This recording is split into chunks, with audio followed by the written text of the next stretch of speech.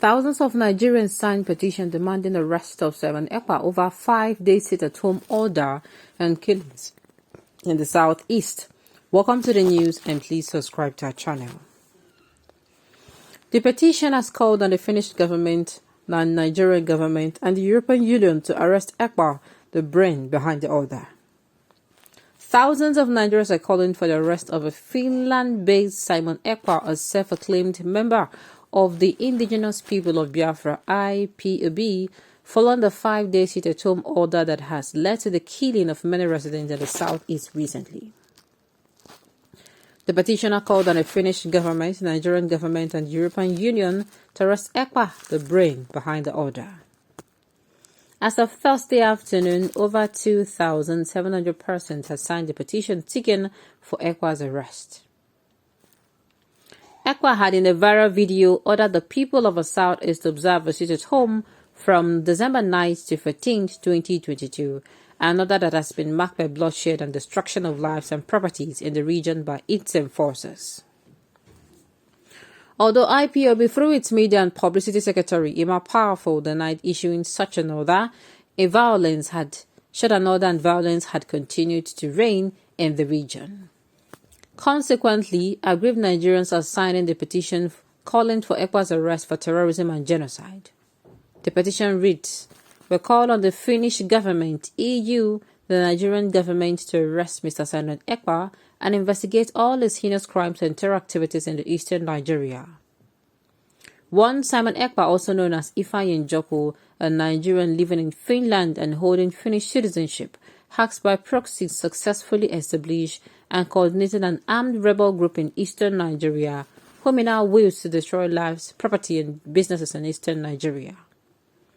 He has been seen countless times using his media platforms in Finland to issue orders to his armed goons in eastern Nigeria to launch deadly attacks on millions of people in the region for flouting his sit-at-home orders. Simon is a separatist fighting for the state secession but has never been brave enough to come home and lead the war from the front in Nigeria. He's rather igniting and fueling terror on a ethnic group who declined his call for cessation. Simon's action is stirring a bloodbath, a genocide in the region, and innocent women, children, the aged and youth are the victims, dying every day. Sign the petition and share it everywhere to call on the Finnish government, EU, the Nigerian government to arrest Simon Ekpa and investigate all his heinous crimes and terror activities in eastern Nigeria. My own is how? Some people are still against him, some people are still against this petition from what I've heard, from what I can see here. How would you stay in a country where you go out? You go out as you like.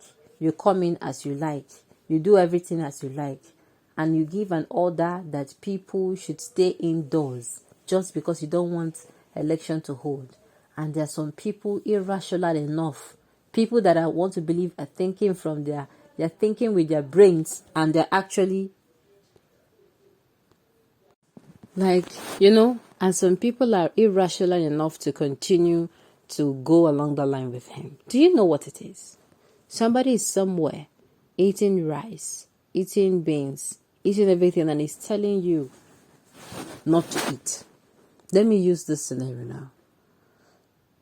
Then another reasonable scenario I will use is somebody is somewhere going out and making his money. He goes to work, he comes back, he makes his money. You understand? And he's telling you to halt your life for a reason he's not halting his life for. I want to make another see as this thing happen. And then you follow him sheepishly. Wow.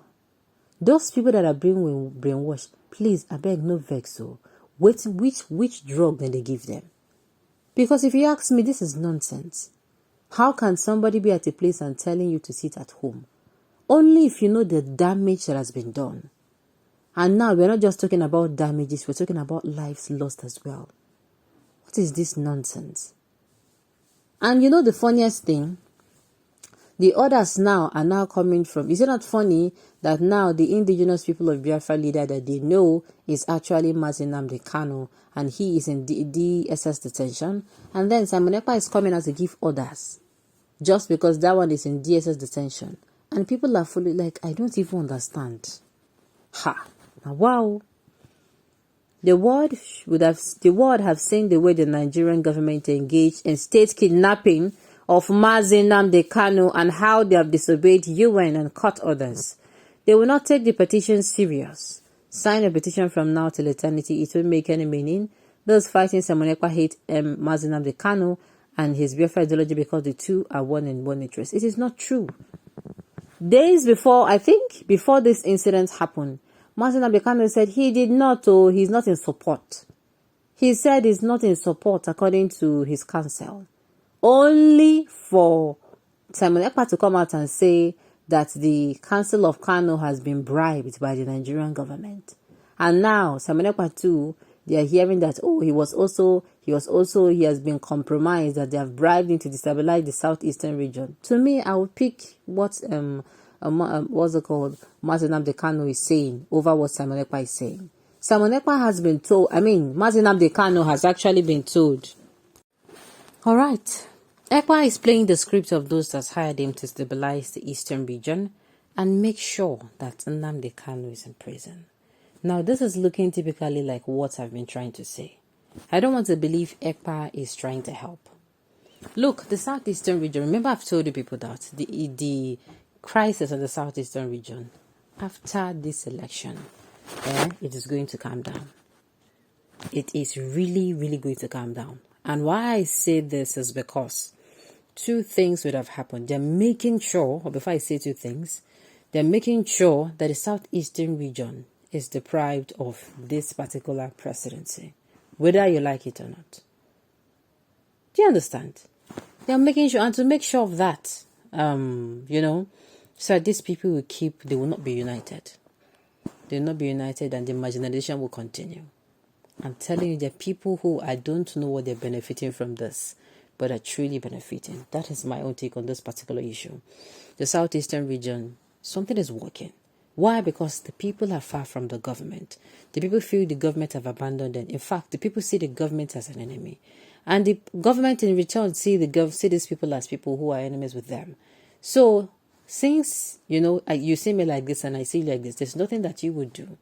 Instead, somebody or people somewhere are taking advantage of this situation to do whatever they're trying to do to this region. That is what I feel about this anymore. Because sincerely, I'm not saying that I'm saying it is the government. And I'm also saying it is not, of course, I'm sure it is not the indigenous people of Biafra here. It's something that's emerged from that same struggle. And it is now opposing that struggle itself. Forward by, I don't know. But sincerely, I know that dialogue will do a lot. In fact, had they been taken the part of dialogue, it will be easier to point these people out. All right, on this note, you have come to the end of the news. We say thank you for turning in to listen.